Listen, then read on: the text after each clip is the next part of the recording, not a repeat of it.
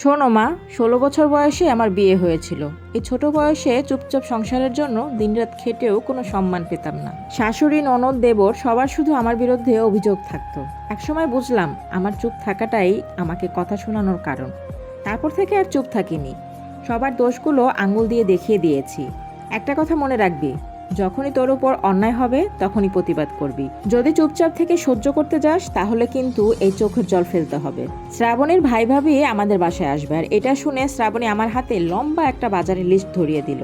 এটা দেখে আমি মাকে ডেকে বললাম, মা, আমি তো ভেবেছিলাম 1 কেজি ওজনের পাঙ্গাস আর 1.5 কেজি ওজনের একটি পোল্ট্রি মুরগি আনবো, কিন্তু তোমার বৌমা যে লিস্ট দিল তাতে তো দেখছি পুরো বাজার মাথায় করে আনতে হবে।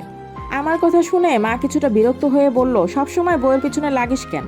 যা তো সামনে থেকে যা আনতে বলছে সেগুলো নিয়ে আয়। 3 পদের গোস্তের সাথে 4 পদের মাছের তরকারি সেদিন রান্না করেছিল শ্রাবণী ওর ভাই ভাবির জন্য। ভাবি যখন খাচ্ছিল তখন আমি ওনার কানের কাছে আস্তে আস্তে মুচকি হেসে বললাম, বড়লোক জামাইয়ের বড়লোকি খাবার গলা দিয়ে নামছে তো। খাওয়া দাওয়া শেষে ড্রয়িং রুমে সবাই যখন বসেছিলাম তখন শ্রাবণীর ভাই শ্রাবণীকে বলল, আসলে আমি এসেছিলাম একটা দরকারে। তোর স্বামীর তো অনেক আছে, আর আমার অবস্থা এখন খুব একটা ভালো যাচ্ছে না। আমি চাচ্ছিলাম তোর নামে মা যে জমিটা লিখে দিয়েছিল সেটা বিক্রি করে ব্যবসার কাজে লাগাতে। তুই এই জমিটার দাবি ছেড়ে দে। শ্রাবণী তখন বলল, আমি কেন দাবি ছাড়বো?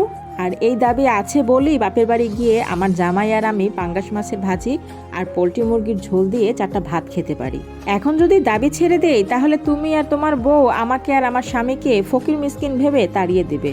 তোমার অবস্থা এতটাও খারাপ হয়নি যে তোমার ছোট বোনের জামাই গেলে একবেলা ভালো কিছু খাওয়াতে পারবে না। আমার জামাই তো আর প্রতিদিন তোমার বাসায় বসে থাকে না। শ্রাবণী এইবার ওর ভাবির দিকে তাকিয়ে বলল, আমার ভাই যখন তোমার বাড়ি যায় তখন তুমি কি ভাইয়াকে সকাল 8টার নাস্তা দুপুর 12টা দাও নাকি? আর আমি এতটাও ছোট লোক না যে তোমার আড়ালে ফ্রিজ থেকে কিছু নিয়ে আমার জামাইকে খাওয়াবো। আমি আমার ভাগ ছাড়বো না। যখন সময় হবে তখন ঠিকই আমি আমার ভাগ বুঝে নিব। শ্রাবণীর কথা শুনে ওর ভাই আর ভাবি কিছু না বলে চুপচাপ চলে গেল।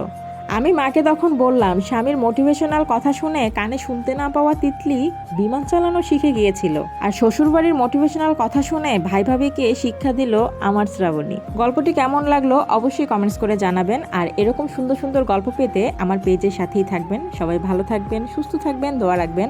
আসসালামু আলাইকুম, আল্লাহ হাফেজ সবাইকে।